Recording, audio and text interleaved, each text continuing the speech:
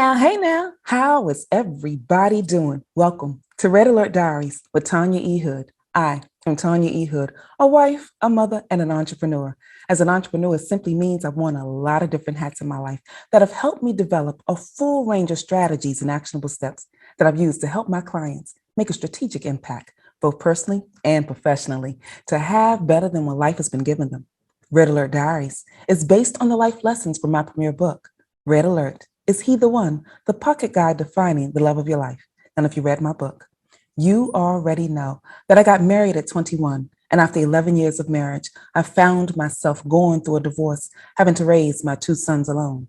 To reset my life and survive my divorce, I took the time I needed to get to know me better, which opened me up to new love again. So now I'm in a new marriage with the love of my life and my best friend, which just proves there is life after divorce. On this podcast, we have conversations about real talk, marriage and divorce, money and legacy. I want you to join me on the journey. Call 240-532-2227. That's 240-532-2227. Leave your comments, questions, or thoughts so that together we can grow. But today, we have a special guest joining us today, Miss Homeyra Faghihi. Hi, Tanya. Thank you so much for having me here. I'm very, very happy and grateful to be here. Thank you. Thank you so much for being here. So, for those of you that have not yet had the opportunity to meet this amazing woman, Homeyra is a psychotherapist of 22 years who is now serving women as an empowerment coach. She is the founder of Power to the Self Coaching. She helps women who have left controlling and aggressive, abusive partners to transform their self-doubt into self-worth. Homeyra has also worked with veterans and foster care teens and adolescents for over a decade. She is an individual that wants to make certain that you have insight on how to get to your next space and place. So, Homeyra, thank you so much for being here. Why don't we just start off with you sharing a little bit more about yourself with us? Yes, thank you so much, Tanya. Again, I'm Homeyra, and I come to you from Los Angeles, California. And I have been a psychotherapist for 22 years. Last year, when I resigned from my job of 9 years, this was end of August of last year. Since then, I have been serving women as an empowerment coach only. So that's what I'm focusing on right now through Power to the Self. And as you mentioned, I help women who have experienced a manipulative or angry or controlling partner. I help them to transform their self-doubt into self-worth. That's my focus right now. And that's a really good focus. And I'm glad that you are doing that because there's not enough individuals that pour into people like that. We have experienced with going into a transition now almost virtually, with people having to be closed in due to the pandemic, that they need some insight like that. So thank you so much for bringing that to the table. What inspires you? Can you share a little more about that? Yes, of course, what inspires me are, several things. Kindness and generosity, especially during these times that we live in, where there's so much not that good stuff going on out in the world. I think it's so important to add to the kindness and love in the world. So wherever I see kindness and love and generosity, I feel inspired. Also, I feel inspired by, over the years, I've always felt inspired by my clients when I see how they transform their lives and they go through the hard part.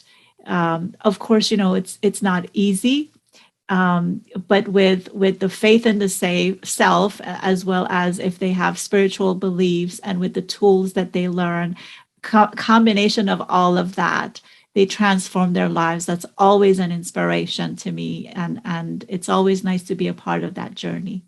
So I want to talk a little bit more about the elements that we had a conversation about: red flags. You're already aware that the people that I support are primarily divorcees, but I help individuals overall gain insight about how to move past the hurt and the pain and to reset. And having gone through my divorce, it's given me that insight on what to bring to the table. So, in our conversation about red flags, well, I'm going to let you talk a little bit more about that piece and we can continue the discussion. So, tell us about that. Yes, thank you, Tanya. That this is an important conversation, I think, especially if you, the listener, you are someone who has experienced a toxic and or abusive partner and you're afraid to get out there because you're afraid to get into a similar type situation again. And as a result of that, you're not dating at all. You've given up on it. I think this information that we're going to discuss today, this list that we're going to discuss today, would be helpful because it gives you the confidence to go out there and know what to look for in a new relationship. So I have made a list. And as I go through the list, I want to emphasize for some of these items on the list anyway, just because I'm naming this as an item to pay attention to, it doesn't necessarily mean that this person is going to end up being an abusive partner. However, if you see a bunch of these together, some of them on their own, they're a bad sign, but some maybe you see them together and you start paying attention to, okay, I need to address this right now. And some of these signs, the last two, especially that I'm going to name, the last two, if you feel safe, I would recommend to get out as soon as possible. And the others, you can, if depending on the situation, you may be able to address them early on so they don't continue. And of course, once you address it, it's important to give the person time and see how they do over time, because they might change their behaviors for a short period of time, but long term it might come back. So you want to give it time. And it will make sense once I review the list. So the first item that I have on here is if the person moves too quickly through the dating process. What I mean by that is they just met you a couple of weeks ago and they're already telling you, I love you. I can't imagine my life without you. Let's move in together. Let's get married. It's only been a few weeks and it's probably too quick to go there. So that's a sign that we want to pay attention to. So let's pause with that sign, because here's the thing that a lot of people don't pay enough attention to. It's great that you're sharing that.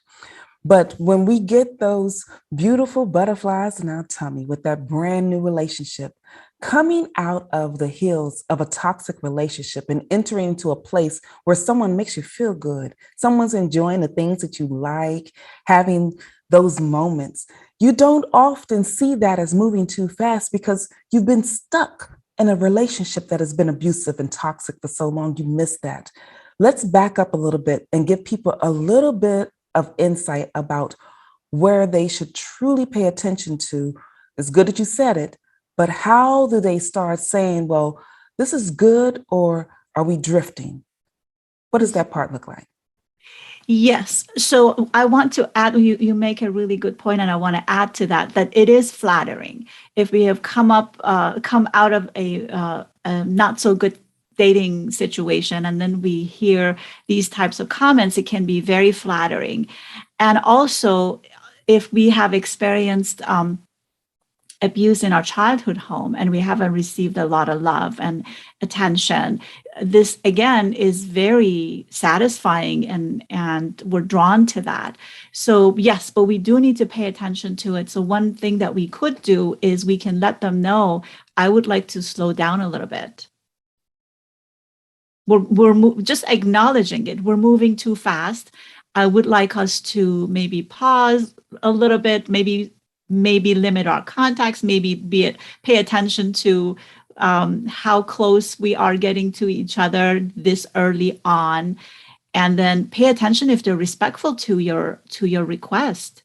I mean, that's a sign. If you let them know that I'm not comfortable with this and they continue to push, that also is not a good sign because they're not respectful to your request. That definitely makes sense. So let's Yeah. go on to your next points. Yes. So the next one is they are jealous. very early on, they literally say, when you talk to this person, it makes me feel jealous, or when you dress this way, it makes me feel jealous. And that's a sign to pay attention to. Again, that may feel very flattering at first, but we need to be aware of that. Again, just because somebody is jealous, it doesn't necessarily mean that they're going to end up being an abusive partner. However, it at the least that we can say that it's not a healthy situation. They're not very confident in themselves if they keep saying, "I don't want you to talk to this person because it makes me feel jealous." The work that they need to do is that they need to work on their self-confidence, as opposed to telling us who to talk to or how to dress. So that's the second one. Then the third one is they might do huge favors for you very early on. Let's say you just had a coffee date with them and you say, I'm moving this weekend. They're spending the whole day helping you move. And just on its own, again, it's not a sign that they're going to be abusive, but it's something to pay attention to, because a lot of times these individuals, consciously or subconsciously, they do huge favors for you because at some point they want to hold it over your head. It becomes a way to control you. And so it's important to be aware of huge favors, and let them know that I have friends to help me move. I appreciate that you're offering. For an example, if it feels uncomfortable, you would know it if it feels uncomfortable. Again, it may feel very flattering, but at the same time, is it appropriate or not? Just something, or let's say you just met and they already say, I'm going to pay for this, for this bill that you just said you have, Let's pause with that, because in Yes. addition to that, there's a few things, because a lot of you that are listening, you already know about my premiere book, Red Alert. Is He the One? The Pocket Guide to Finding the Love of Your Life, that this podcast was birthed off. And if you read the book, you know in chapter 4, there's a conversation about patterns. So I want to add that in, because lots of times you have individuals that are natural givers, that are natural supporters. And one of the things that I teach is about discovering your core strengths. It is a strength to have a generous heart. It is a strength to be supportive and giving. And there's nothing wrong with that, even if someone offers it early on. Because I know for me, with my current husband, he offered early on to support and help me through the process because he saw the struggle. And because we had developed a good friendship at that time when I needed to have something simple as painting. This man does not like to paint, but he did because I needed the help. But the part that I want to stress is look at the patterns. When you read chapter 4, it tells you to start looking at more than just that individual. Look at his environment, speak to his friends. Are his individual friends that he hangs out with have sort of a similarity as well? Because we have a habit of surrounding ourselves with individuals that bring out a characteristic of our own. So that's something I wanted to add in there, but that's a very good point. Please share the rest of it. Yes. Thank you so much for emphasizing that again. Just because somebody offers this early on is not on its own a bad sign. Again, if, as you mentioned, if you notice a pattern that you're seeing a bunch of these, then yes, do pay attention to this particular behavior. And also, like you said, paying attention to their friends and who they spend time with says a lot about the person's character. Definitely. Thank you for bringing that up, Tanya. The other is they say a lot of negative things about their ex, but in a very mean way, and they take zero responsibility for what happened in the relationship. It was all the other partners, their ex's fault. Everything was their fault. And so that can be a red flag. And then on the flip side, it may be that they're putting their ex on a pedestal. They compare the two of you all the time, and that becomes a way to criticize you and to put you down because their ex was able to do this and you're not able to do it. So it could go either way, but something to pay attention to. Another item on the list, which we just briefly mentioned, is they criticize you. They give opinions when you're not asking for an opinion. Again, this is a sign to be aware of. If they're disrespectful to you, very important to be aware of that. If they're controlling, And again, control might show up in a very subtle way. Let's say they plan all the dates, like date 1, date 2, date 3, they plan everything. Again, it can be very flattering that this person is putting so much time and effort into these dates. But then there comes a time that you might ask yourself, what about what I want? And what I want to do on a date? Are they ever going to ask me what I want to do on a date? And maybe you ask and see how they respond to that. See how they respond to that. So any controlling behavior is I important to want pay to add attention. to that one Yeah. because here's something else about the dating process. So I work with several individuals that are coming out of a relationship, and I always ask, take some time between to get to know yourself, to let some of the toxic energy from that past relationship just dispel from you. But during your in-between dating moment, date yourself. Yes. I took the time between my first marriage and my second marriage to date Tanya because I lost who I was in that relationship. I didn't know what my favorite foods were anymore, what my favorite places to go visit anymore. So I had to go on a discovery. So when you want to add input in this situation that Homeyra was just saying, you need to have something that you know. Do you really remember? Or do you truly know what your favorites are? What's your favorite dessert? What's your favorite flower? So that you can provide that input. So I want to just state it. Yes, it is a red flag if they decide they want to plan everything and neither ask for your input in any situation, but have some input to give along the way. So some Yes. people think that that controlling piece, because I know for me, when my friends suggested where to go to eat, I had no problems with them suggesting it because I didn't know.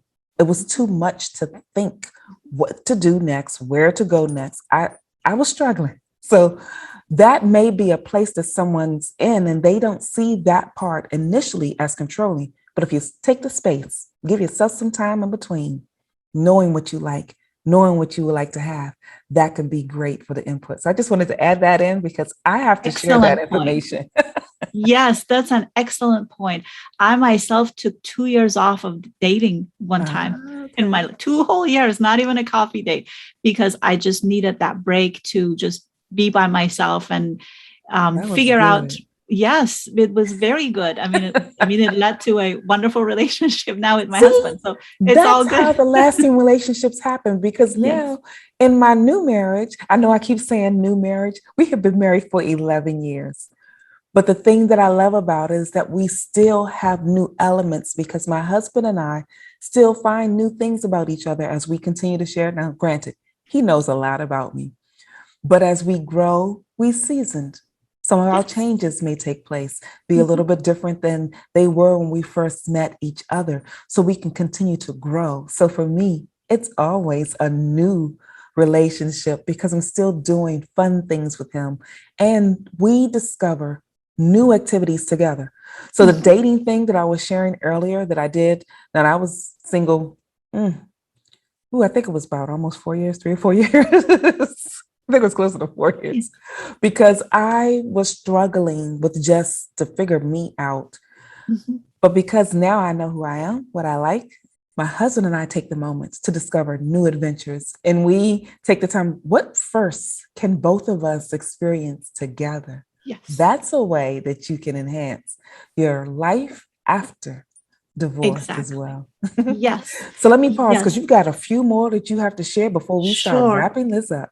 Sure. Just I want to emphasize something that you said before I go back to my list. Very important point that you brought up. If you have, anyone who has experienced, especially an abusive partner, it's always about serving the needs of that person. This is why we forget who we are. What is it that we like? I've had clients, like she said, she went to a shelter, and they said, what color t-shirt would you like? And she's, I don't know. My husband always picked my clothes for me. Or I've had clients who didn't know what to order for drinks because always the person ordered their food and their drinks. So as you say, Tanya, so important to take that time to get to know oneself before going into another a dating adventure. But back to my list, if they are mean to kids or pets, something to pay attention to. That's that to most, I would say that's pretty obvious. If they're mean to kids and pets who are so vulnerable, if they are self-centered, everything is about them. They never ask you, how are you doing? How was your day? What is your dream, your goal? What do you want for your life? It's always about me, me, me. We want to be aware of that. If they admit to abuse in the past, in a past relationship, they actually admit to it and they say, but it was all the partner's fault. They made me do it. We probably want to get out if we can, if it's safe to get out at that point, I would say. The other is they would pressure you for sex. The other is if they believe, let's say we're speaking to a woman who is dating a man, and if the man tells you or believes, you see through their behaviors and their actions that they believe women are inferior, definitely something to see as a warning sign. So let's pause right there, because those last few were key components to say get out, because that leads to extra abuse that is more difficult for individuals. And if you have been raised in an environment that was abusive, some of that may be unfortunately ingrained in your soul as normal. We need you to know that is not normal. Take that right now to mean it is time to move. And so I know you have a few more that you want to share with us, but we are going to run out of time because I want to pause here. You have a course that you share. I want you to talk a little bit more about that so that those of you that are listening today that want to go deeper into this discussion, gain more insight along the way, reach out to her. So tell them a little bit about the course so they can see what expansion they can get from you along the way. Yes, thank you, Tanya. So the coaching program that I have developed is based on all the groups that I developed and provided for women over the years. I put the highlights of those groups together to make a 3-month program out of it. And it's called Empowerment for You. That's number 4 and letter U. The first U stands for unlearn the lies that you were told about you. This is where we focus on beliefs that you have about you that you have learned through either an abusive partner and or a toxic partner or an abusive boss or a teacher when you were younger, parents when you were younger. So how to unlearn these lies. We focus on that. The second U is about, it's called uncover the difference between healthy and unhealthy relationships. This is where we discuss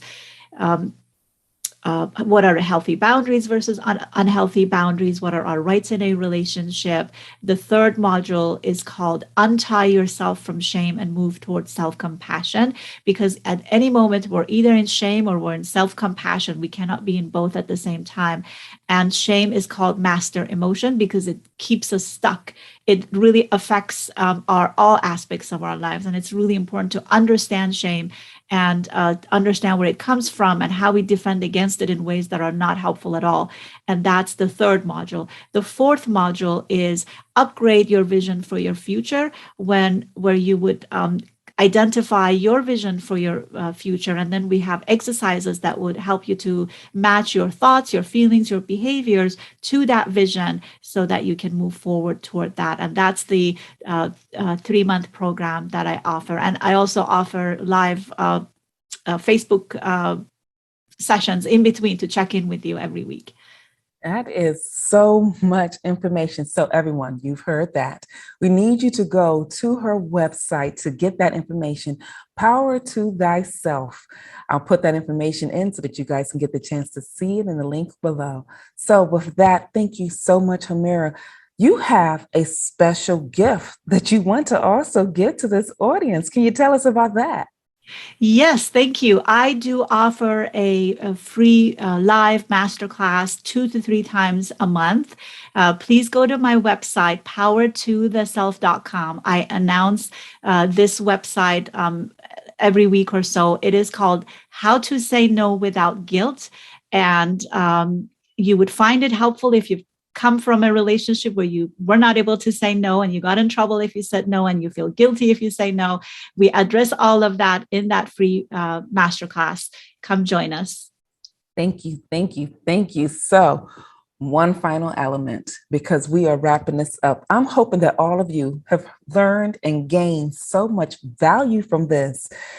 Homeyra, is there any final thoughts that you want to leave our audience today? Yes, I would like to say this is the time to work on the self, to get the self stronger, considering what's going on in the world. There's so much chaos around us, and we're all experiencing it collectively. So it's extra important, I think, during these times that we work on the self, whether it's getting therapy, getting coaching, talking to your clergy, best friend, how self-help books, whatever you can do to get the self stronger, to bring the power back to the self. This is the time to do it. Thank you so much for that, Homeyra. I am so glad that you have shared this information with us today. And for those of you that have been watching, you have heard the information, you've gained some of the insight. I want you to take this moment to go to her website, powertotheself.com. Homeyra gives you so much information there, and I am so glad that you continue to pour into others the empowerment that they need to move through the process. And so for today, if you don't remember anything else that has been shared, here's the one thing I want you to know. This is a time for you to empower who you are, to grow where you are. Pay attention to the red flags that are given so that you can move past that trajectory. And if you're on Clubhouse, you can join me every Tuesday at 7 p.m. Eastern Standard Time to have an extended discussion on Red Alert Diaries. In the meantime, this is Tanya E. Hood, walking in my purpose, and I want you to do the same.